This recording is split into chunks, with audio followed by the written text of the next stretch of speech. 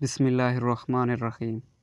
سمرقند سے طویل سفر طے کر کے آنے والا قاصد سلطنت اسلامیہ کے حکمران عمر بن عبدالعزیز سے ملنا چاہتا تھا۔ اس کے پاس ایک خط تھا جس میں غیر مسلم پادری نے مسلمان سپہ سالار قتیبہ بن مسلم کی شکایت کی تھی۔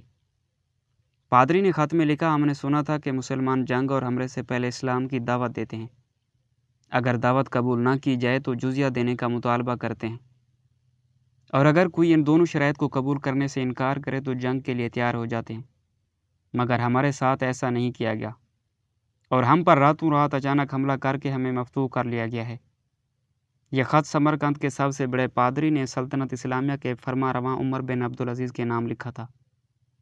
دمشق کے لوگوں سے شہنشاہ وقت کی قیام گاہ کا معلوم کرتے کرتے وہ قاصد ایک ایسے گھر جا پہنچا جو کہ انتہائی معمولی اور خستہ حالت میں تھا۔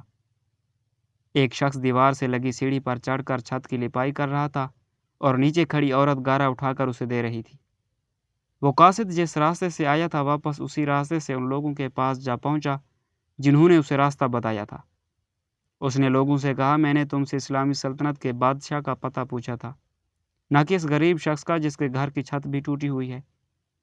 لوگوں نے کہا، ہم نے تجھے پتہ ٹھیک ہی بتایا تھا، وہی حاکم وقت عمر بن عبدالعزیز کا گھر ہے۔ قاصد پر مایوسی چھا گئی اور بے دلی سے دوبارہ اسی گھر پر جا کر دستک دی۔ جو شخص کچھ دیر پہلے لپائی کر رہا تھا وہی شخص اندر سے نمودار ہوا۔ قاصد نے اپنا تعارف کرایا اور خط عمر بن عبدالعزیز کو دے دیا۔ عمر بن عبدالعزیز نے خط پڑھ کر اسی خط کی پشت پر لکھا، عمر بن عبدالعزیز کی طرف سے سمرقند میں تعینات اپنے عامل کے نام۔ ایک قاضی کا تقرر کرو جو پادری کی شکایت سنے۔ مہر لگا کر خط واپس قاصد کو دے دیا۔ سمرقند لوٹ کر قاصد نے خط کا جواب اور ملاقات کا احوال جب پادری کو سنایا تو پادری پر بھی مایوسی چھا گئی۔ اس نے سوچا، کیا یہ وہ خط ہے جو مسلمانوں کے اس عظیم لشکر کو ہمارے شہر سے نکالے گا؟ انہیں یقین تھا کہ کاغذ کا یہ ٹکڑا انہیں کوئی فائدہ نہیں پہنچا سکے گا، مگر کوئی اور راستہ بھی نہ تھا۔ چنانچہ خط لے کر ڈرتے ڈرتے امیر لشکر اور حاکم سمرقند قتیبہ بن مسلم کے پاس پہنچے۔ قتیبہ نے خط پڑھتے ہی فوراً ایک قاضی کا انتظام کر دیا جو اس کے اپنے خلاف سمرقندیوں کی شکایت سن سکے۔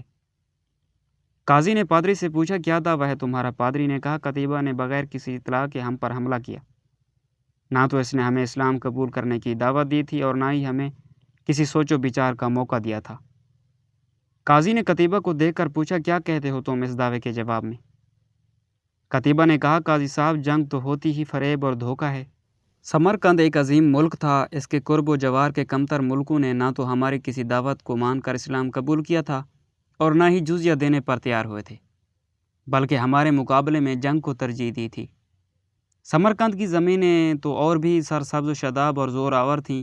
ہمیں پورا یقین تھا کہ یہ لوگ بھی لڑنے کو ہی ترجیح دیں گے۔ ہم نے موقع سے فائدہ اٹھایا اور سمرقند پر قبضہ کر لیا۔